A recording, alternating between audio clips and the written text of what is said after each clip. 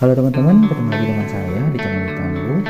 Nah, pada kesempatan kali ini saya ingin melanjutkan proses perakitan pada power amplifier ini.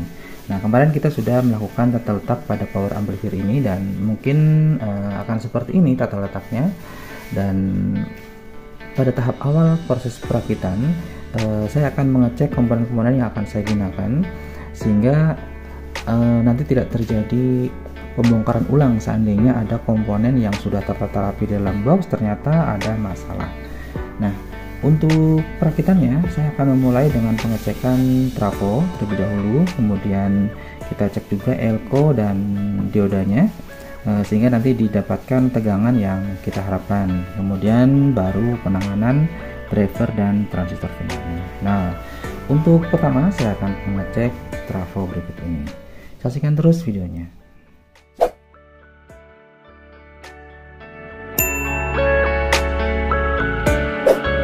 Baiklah teman-teman, untuk pertama kita akan cek trafo ini dengan menggunakan multitester tanpa diberikan arus.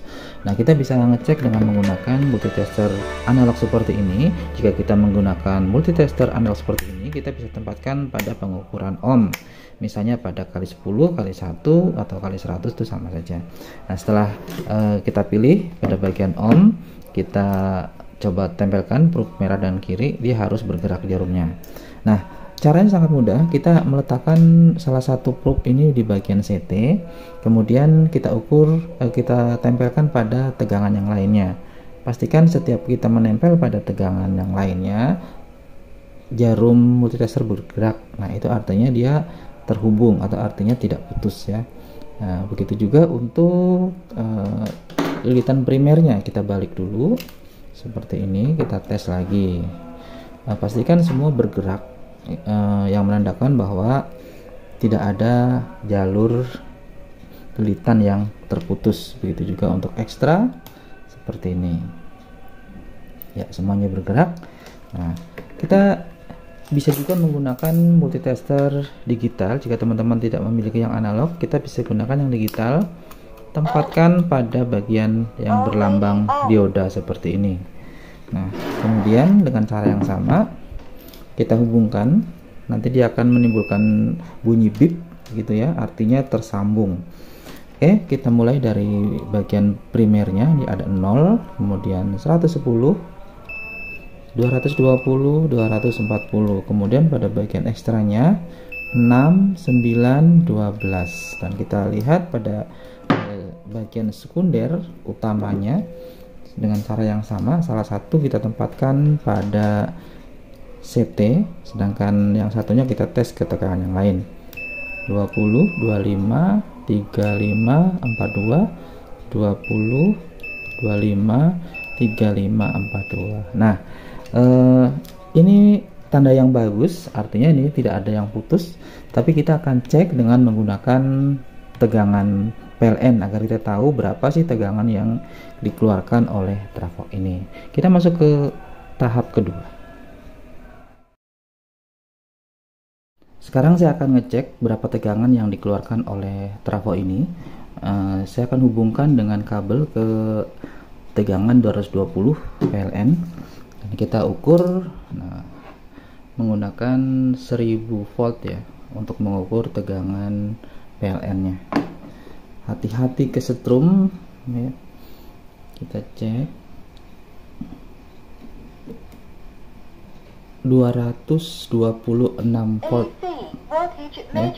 Nah, untuk tegangan ekstra kita alihkan ke 200 volt. Tegangan ekstra nilainya berapa ini? AC bentar. 6 volt, 6,8, kemudian 9,7 dan 13. Sekarang kita balik untuk mengetahui tegangan sekundernya. Sekali lagi hati-hati karena ini bisa kesetrum ya. Oke, yang bagian probe hitam saya tempelkan di CT, bolak-balik nggak apa-apa ya sebenarnya ya. Kemudian kita cek untuk yang 20 ini 21, yang 25 26,4, yang 35 36,5, yang 42 43,7. jadi ini sedikit berlebih ya, tapi tidak apa-apa, ini untuk antisipasi jika tegangan pada PLN naik turun atau sedikit lebih rendah. Oke. Nah, setelah ini kita akan cek atau sambungkan ke PSU nya ya, ke elko dan dioda. Oke, saya akan rakit dulu.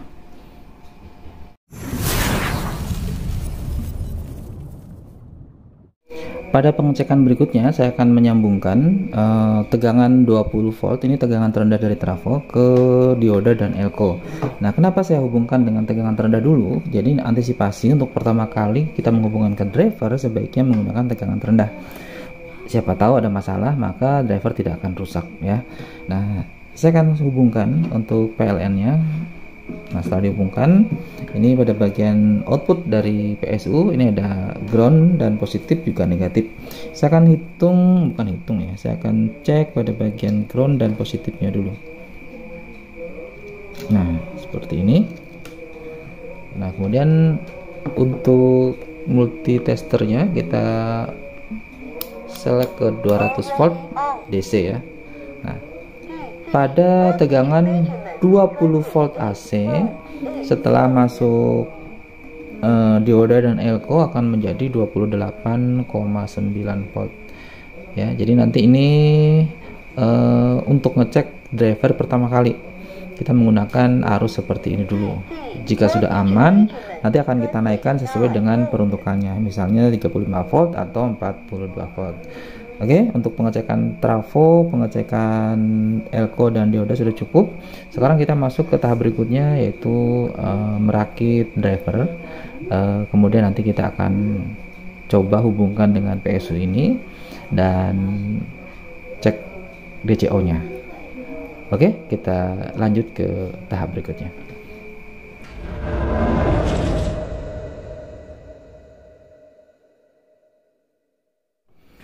Untuk berikutnya saya akan merakit bagian power amplifiernya. Nah, untuk bagian power amplifiernya terdiri dari beberapa bagian. Yang pertama adalah drivernya.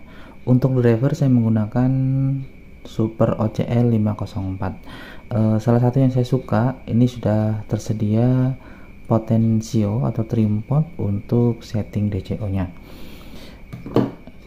Yang kedua adalah transistor final. Nah, saya menggunakan Toshiba 5200 dan 1943. Jadi dua set ya, satu channel dua set. Nah, yang terpenting ketika kita sudah memasang transistor final pada heatsink, kita harus cek, benar-benar cek bahwa tidak ada satu kaki pun yang terhubung dengan heatsinknya. Kita bisa cek dengan menggunakan multitester digital maupun yang analog. Untuk digital kita tempatkan pada bagian yang bergambar dioda seperti ini. Nah, kemudian untuk probe-nya kita tempelkan yang satu ke heatsink dan yang satunya ke kaki-kaki transistor final. Kita mulai dari bagian kolektor. Ini sambung ya, kalau berbunyi itu berarti bersambung. Untuk kolektor tidak bunyi, berarti aman. Basis positif aman, emitor aman, basis negatif aman, dan kolektor negatif aman. Ya, ini sudah aman. Jadi ini sudah aman jika kita sambungkan ke bagian driver.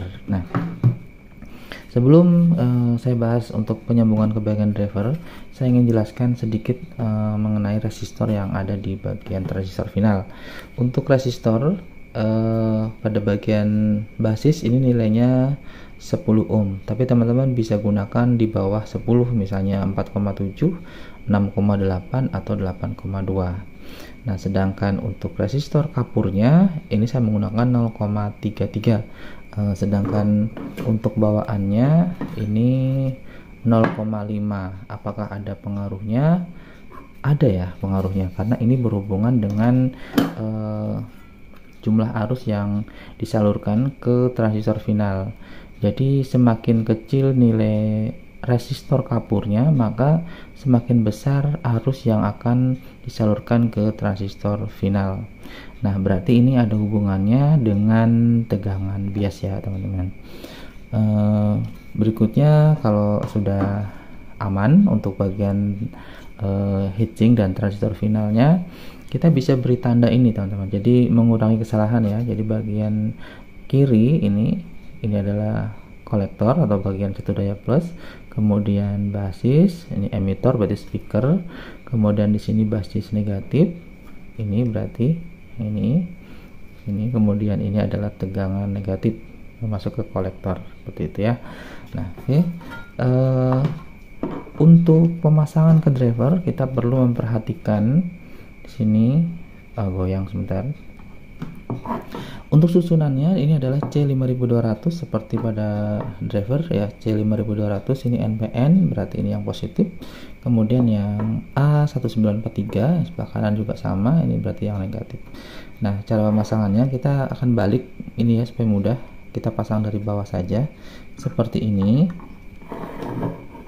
Nah, seperti ini. Kemudian nanti kita hubungkan dengan kabel ya. Saya akan langsung praktekkan saja. Saya akan ambil kabel, panaskan solder, dan nanti langsung akan saya pasang di sini. Oke, ditunggu sebentar aja. Baiklah teman-teman, ini solder sudah panas. Jadi yang pertama akan saya lakukan adalah memberikan timah kepada bagian PCB untuk memudahkan dalam penyolderan. Saya tambahkan dulu timahnya.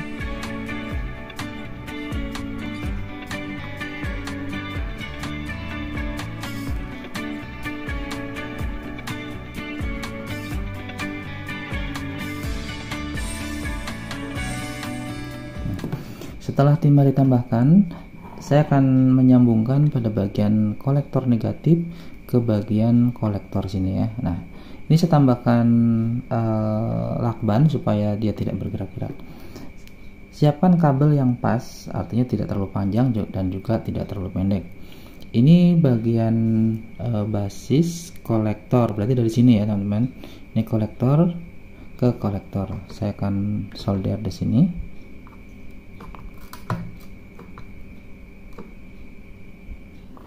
Seperti ini. Kemudian ini kita solder ke bagian kolektor juga.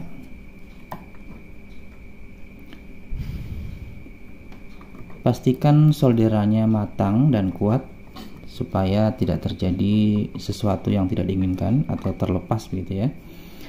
Kita lanjutkan dengan bagian basis negatif. Siapkan kabelnya yang pas.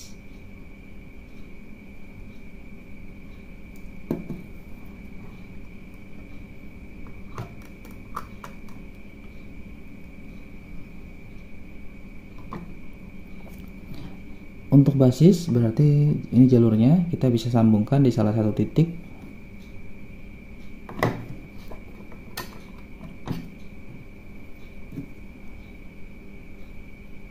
Kemudian kabel untuk speaker, bagian emitor, dan ini ke bagian emitor juga atau speaker ya.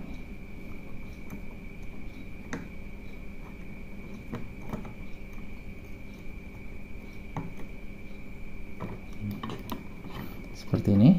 Berikutnya untuk kabel basis positif.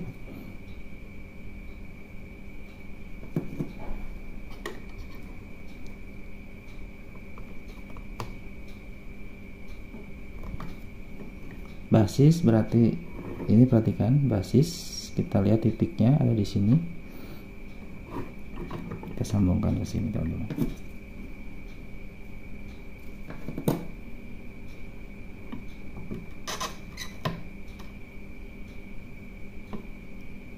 Dan terakhir ini kolektor untuk positif atau satu daya positif.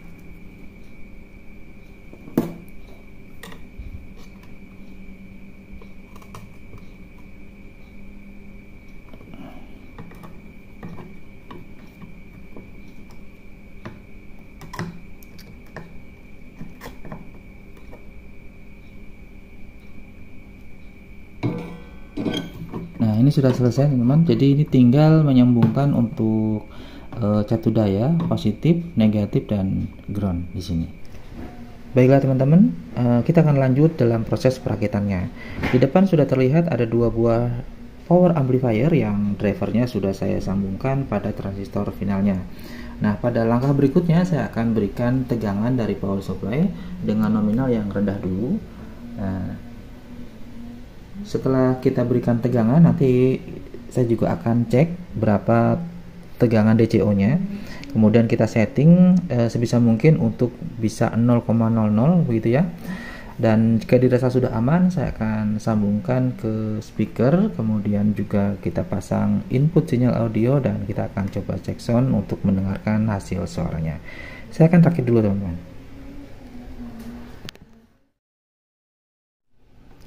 Oke, sekarang saya akan coba untuk menyambungkan catu daya ke driver ini, tapi saya akan coba satu dulu.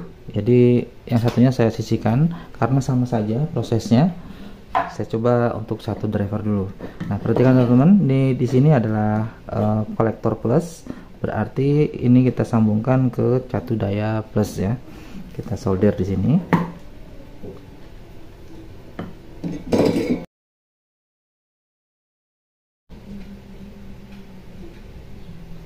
Berikutnya di sini kolektor min kita sambungkan ke catu daya min atau negatif. Dan terakhir untuk catu daya adalah bagian ground atau CT. Ini letaknya di tengah.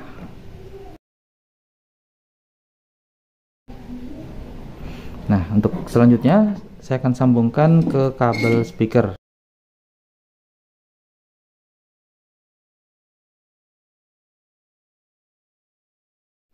Dan terakhir saya akan pasangkan untuk kabel input audionya.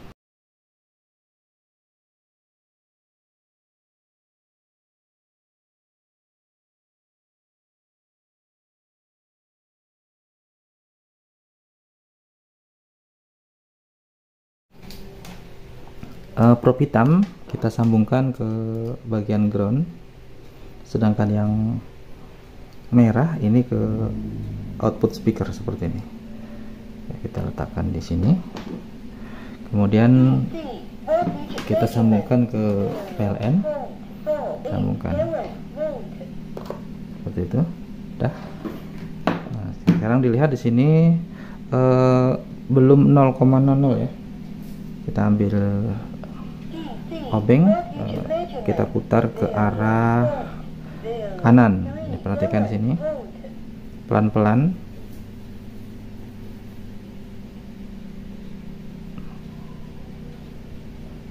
Pastikan potensio ditutup.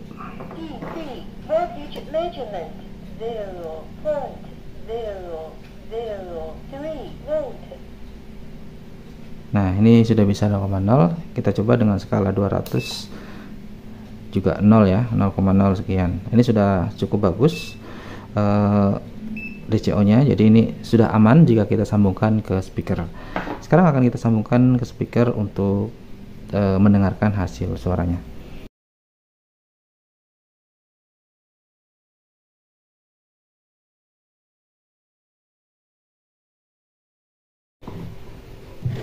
Ini saya menggunakan speaker 3 in ya untuk percobaan.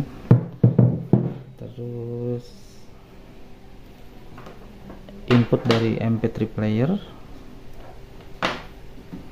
kita coba nyalakan ya.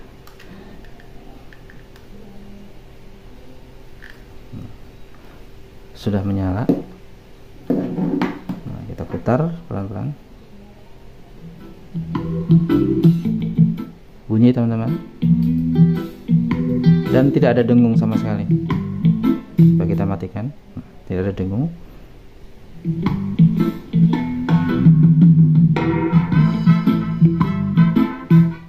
Berarti perakitannya berhasil teman-teman. Tinggal nanti dinaikkan aja voltasenya. Jika ini sudah aman, sudah yakin aman seperti ini, nanti voltase dinaikkan hingga tegangan yang kita inginkan. Jika ada DCO 0,0, bunyi jeduk juga minim. Coba kita lepas. Nah, Kenapa tidak langsung mati? Karena elko-nya cukup banyak jumlah mikrofaradnya ya. Jadi kalau mencukupi maka dilepas tidak akan langsung mati. Kita masukkan, apakah jeduk? Ternyata tidak jeduk teman-teman ya. Ini berarti menandakan perkabelannya bagus, tidak ada yang grounding, tidak dengung, juga tidak ada noise. Mungkin kalau dengar lebih dekat lagi, ada mungkin minim sekali. Coba ya kita dekatkan. Coba kita dekatkan, apakah terdengar noise? Tidak ada ya, minim sekali.